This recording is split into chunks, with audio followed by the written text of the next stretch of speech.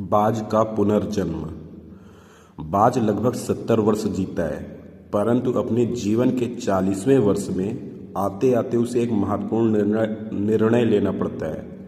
उस अवस्था में उसके शरीर के 3 प्रमुख अंग निष्प्रभावी होने लगते हैं।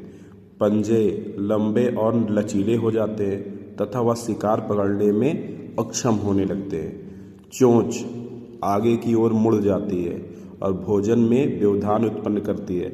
पंख भारी हो जाते हैं और सीने से चिपकने के कारण पूर्ण रूप से खुल नहीं पाते, जिससे वह उड़ान नहीं कर पाता सही ढंग से।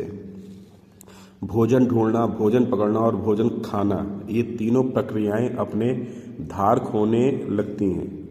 इस समय उसके पास 3 ही विकल्प बचते हैं। पहला, या तो वह मर जाए, देह त्याग दे। दूसरा, अपनी प्रवृत्ति छोड़ गिद्ध की तरह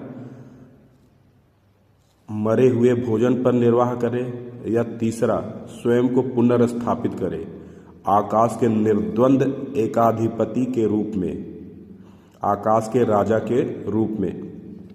जहां 2 विकल्प सरल और त्वरित हैं, परंतु तीसरा अंत में बचता हुआ लंबा और अत्यंत पीड़ादायी रास्ता है। बाज तीसरा रास्ता चुनता है और स्वयं को पुनर्स्थापित करता है। वह किसी ऊंचे पहाड़ पर जाता है, एकांत में अपने घोंसले को बनाता है और तब स्वयं को पुनर्स्थापित करने की प्रक्रिया प्रारंभ करता है।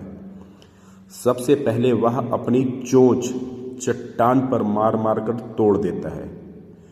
चोंच तोड़ने से अधिक पीड़ादायक कुछ भी नहीं है पक्षीराज के लिए, और वह प्रतीक्षा करता है चोंच के पुनः उग आने की।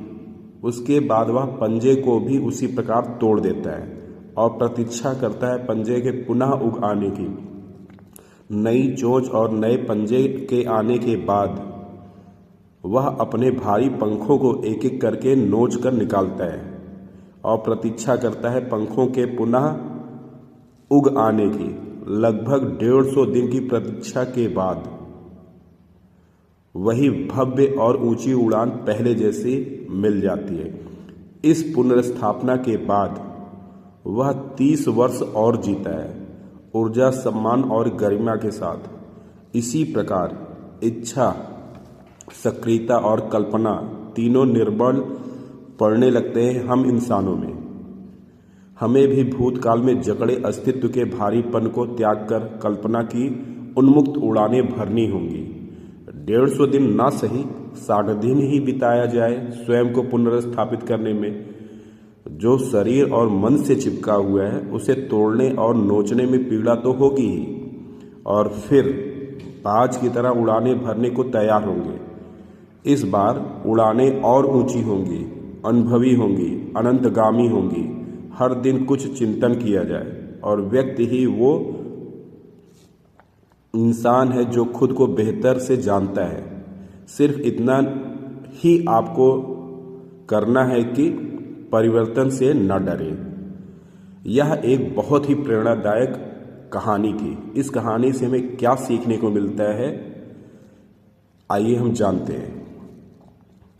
जीवन में बदलाव लाना कठिन और पीड़ादायक हो सकता है, लेकिन वही बदलाव हमें नई ऊर्जा, आत्मविश्वास और गरिमा के साथ जीने का अवसर प्रदान करता है। इस कहानी से सीख मिलती है कि पहला, स्वयं का आकलन करना जरूरी है। जीवन के हर पड़ाव पर यह आवश्यक है कि हम अपनी कमजोरियों और चुनौतियों को पहचानें। दूसरा, त्याग और परिवर्तन का साहस। पुरानी आदतों, मानसिकता और बाधाओं को त्यागना कठिन होता है, लेकिन यह हमारे विकास का पहला कदम है। तीसरा, धैर्य और समय। बदलाव रातों रात नहीं होता, इसके लिए समय, समर्पण और धैर्य की आवश्यकता होती है। चौथा, आत्म सुधार की प्रक्रिया निरंतर होनी चाहिए। जैसे बाज ने खुद को पुनर्स्थापित किया, हमें भी समय समय पर खुद को नवीनीकृत करते रहना चाहिए। इस कहानी से हमें यही सीख मिलती है कि छोटे छोटे कदमों से शुरुआत करें और उन पर दृढ़ता से आगे बढ़ें। परिवर्तन का यह सफ़र कठिन हो सकता है, लेकिन इसका परिणाम अवश्य ही अद्वितीय और संतोषजनक होगा।